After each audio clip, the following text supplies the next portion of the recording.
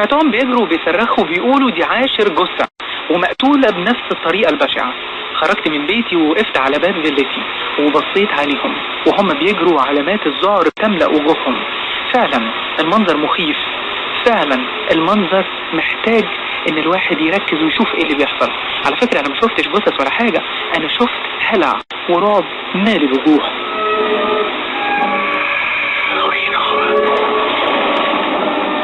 صحيح انا اسمي شريف زنانيري، انا عندي 36 سنة. انا قررت تهرب زي ما كتير بيعملوا، سابت البيت لسبب الله اعلم بيه. انا مش جاي اقول شكوكي في ايه وان انا شاكك انها هربت مع حد، لا انا مش جاي اقول ده خالص، الله اعلم. اتعودت اقول دايما دع الخلق للخالق.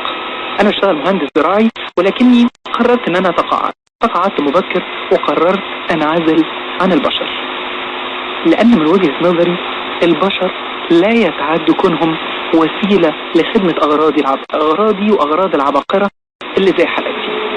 من هواياتي الشديدة الزرع، ما أنا مهندس زراعي، والتشجير، وبحب أزرع خضار جدا.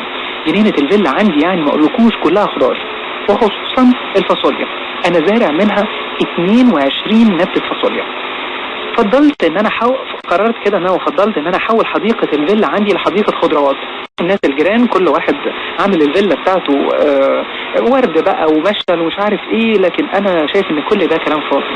الحمد لله الجنينة بتاعتي بقت مشتل زراعي، خضار مضمونة. مش ده الخضار بتاع اليومين دول، لا تقولي مسرطن ولا تقولي حاجة. الخضار بتاعي صنع المزرعة المنزلية. الحديقة الحمد لله اللي عندي صالحة جدا، لدرجة ان كل اصحابي معجبين جدا بالمحصول العملاق اللي بيخرج من الحديقة، وانه حلو وطعمه حلو ومضمون وما فيهوش اي مشكلة. بييجوا يتغدوا معايا من خضار الحديقة وهم مستمتعين جدا، علشان مش قلقانين من ان يكون في اي مواد يعني تسبب في مشاكل. انا مش عايز اطول عليكم كلامي عن الجنينة، الكلام خدني قوي. بس من حوالي 4 سنين بدأت البلد اللي انا عايش فيها، واللي مش هقول اسمها وهتعرفوا مش هقوله ليه، تحصل فيها امور غريبة، اختفاءات متوالية تطورت ووصلت لجرائم قتل. اجمع كل اللي شافوا وسمعوا عن الجرائم انها تنظيم عصابي، اشبه يعني بجرائم راية وسكينة. عارفين ليه؟ لان طريقة القتل واحدة في كل الجثث، كان بيعثر على الجثث بدون رؤوس.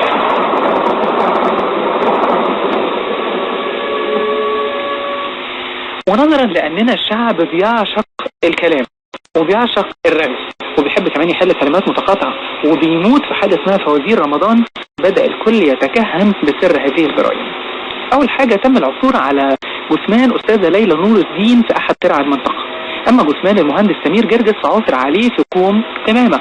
الأستاذ أحمد فتيحة ده مدرس تربية قومية، قالوا إن هم لقوا الجثة بتاعته في فناء المدرسة اللي كان بيدرس فيها. ياسمين الزناتي عثر على جثمانها في سيارة ملاكي، وغيرها. الجثث لحد دلوقتي بيقولوا قربت من 21 جثة. كل ما يجمع هذه الجثث زي ما قلنا انها بدون رأس، جثث مجهولة الهوية علشان الرأس. مفيش شبهة للسرقة، مفيش اي شبهة بتقول ان بيتسرقوا، لان كان مقتنيات الضحايا بيلاقوها بجوارها بعيدة عنها شوية، ولكن كان بيعثر عليها وكان بيلاقوا فلوس كمان. حتى لم تكن الجرائم جرائم سرقة أعضاء زي ما بنسمع دلوقتي، الجرائم كانت جرائم لسبب غير مفهوم. أنا مش من طبعي على فكرة أن أنا يبقى عندي فضول، لكن الجريمة دي شغلت اهتمام كل أهل المنطقة اللي أنا عايش فيها. أنا مش من محب الاختلاط، أنا بني آدم بحب أعيش لوحدي، ما بحبش رغي الناس وأن الناس تعرفني وتيجي عندي. لكن أكتر من مرة قررت أن أنا أختلط بالناس علشان يجي اليوم اللي زي دلوقتي أحكي لكم اللي أنا سمعته من الناس. طاردت الشائعات أهالي الضحايا، سمعنا ده بيحصل كتير، إن كل واحدة تموت أو واحد يموت الشائعات تطرده وتطرد أهله، اللي يقولوا هربت مع فلان واللي يقولوا ده هرب عشان مش عارف إيه. ولكن بعد الشائعات ما بتاخد وقت بسيط جدا بيعثر على الجثمان وتبتدي الألسنة كلها تخرج.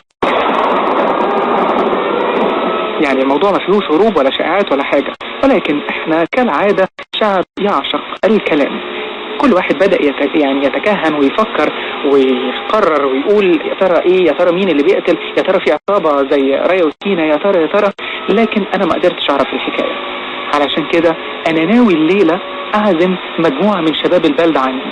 هعصر على نفسي ليمونه واخليهم يجوا علشان يتعشوا معايا. وطبعا خضار الجنينه بتاعتي غني عن التعريف.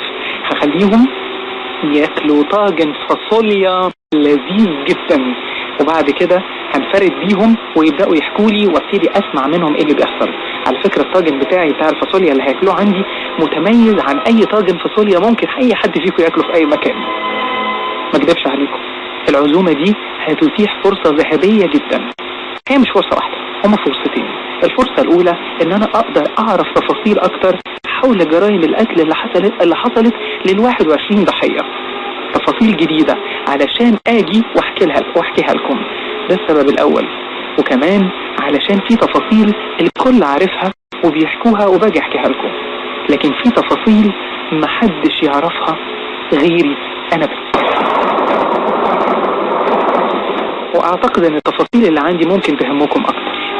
يتميز نبات الفاصوليا بحساسية مرهفة وعشق للضوء والغذاء.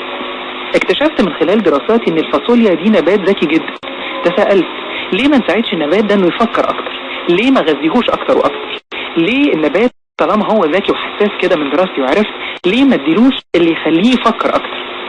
فضلت افكر واجرب في كل الحيوانات لحد ما اكتشفت ان المخ البشري هو افضل ما يقدم لنبات الفاصوليا علشان يتغذى عليه. قررت ان انا احط تحت كل نبتة فاصوليا رأس بشري بعقلية متفتحة وذكاء متميز جدا. لازم كل نبتة فاصوليا تكون متغذية تمام، وكل نبتة ما ينفعش تكون زي التانية.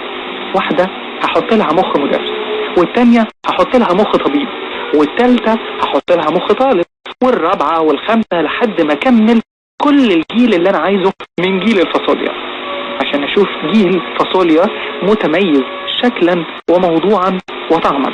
انا متأكد ان الفاصوليا هتكون مختلفة جدا، وده بشهادة كل اللي دقوها، مش انا الوحيد اللي قلت. هما كده 21 لكن انا زارع عندي 22. الزيادة دي لزوجتي الحبيبة الله يرحمها ويبشبش الطوبة اللي تحت راسها.